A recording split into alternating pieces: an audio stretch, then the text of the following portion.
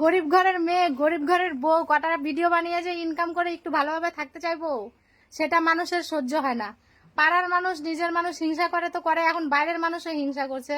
কোন দেশের লোক চিনি না, জানি না, জীবনে ওদেরকে দেখবো কি না দেখবো তাও নেই ঠিক। তারপরেও যে আমাকে নিয়ে এত হিংসা করে, আমার প্রতি, আমার পিছনে যে এইভাবে লেগেছে, মানে আর কি বলবো, বলার মতো ভাষা নেই। মানুষের বিবেক, রুচি, বোধ দেখলে শুধু অবাক হয়ে যায়। ঠিক আছে, ফেক অ্যাকাউন্ট গুলো আমাকে আমার জীবনটা শেষ করে দিচ্ছে। দেখো, বাড়িতে এসছি, বাপের বাড়িতে এসছি, এসে দেখি মা কাজে গেছে। মা মানে হাজিরা কাজে যায়।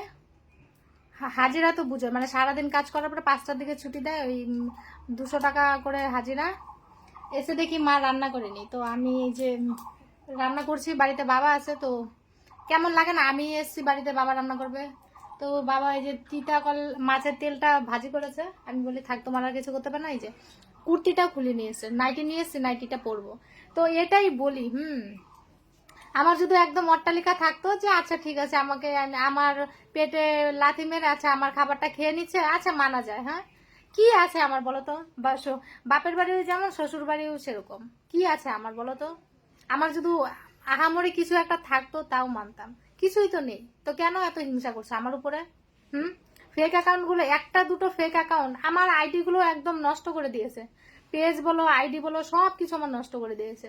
ওখানে ভিডিও পোস্ট করার মতো কোনো উপায়ই নেই, করা না করা সমান।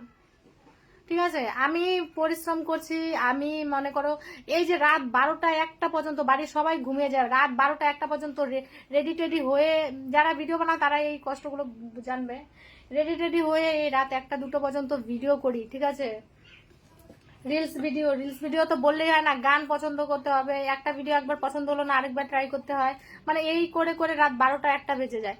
আমি এই যে কষ্টগুলো করছি, আর ওরা কয়েক সেকেন্ডের মধ্যে ডাউনলোড করছে আর নিয়ে পোস্ট করে দিচ্ছে। এটা যে তোমরা যেটা করছো, এটা কি ঠিক করছো বলো? আরো তো কত মানুষ আছে যারা বাড়ি ঘর সবকিছু করে নিয়েছে, তাদের পিছনে লাগো না। হুম আমি তো কিছুই করতে পারলাম না। আজকে 1.5 বছর থেকে সোশ্যাল মিডিয়াতে এসেছি, 1.5 বছরের মধ্যে 1 বছর থেকে আমার মানে ওটার সমস্যাই দূর হয় না।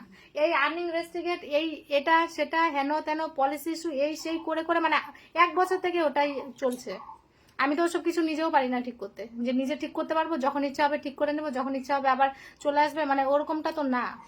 লোকের হাতে পায়ে ধরতে গেলে মনে করেন 1 মাস, 2 মাস, 3 মাস, 4 মাস ওদের হাতে পায়ে ধরে ধরে তারপরে গিয়ে ঠিক করাতে হয়, যেটা সত্যি কথা।